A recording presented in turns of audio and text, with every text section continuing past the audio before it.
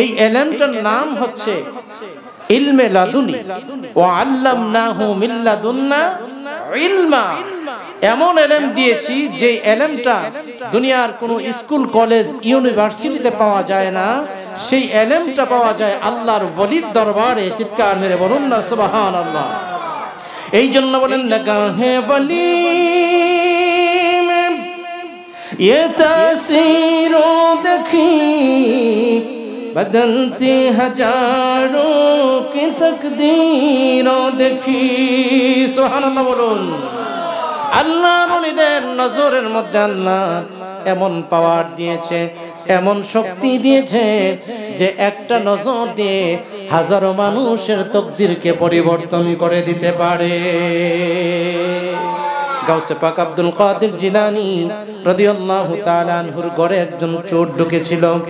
তিনি ওই চোরকে ডেকে নিয়ে এনে, আমরা সবাই জানি ঘটনা, রাত্র গভীরে একটা তাওয়াজ্জুহ দেয়া মুহূর্তের মধ্যে চোরকে কুতুব বানায়া কুতুবের দায়িত্ব দিয়া দিলেন। সুবহানাল্লাহ।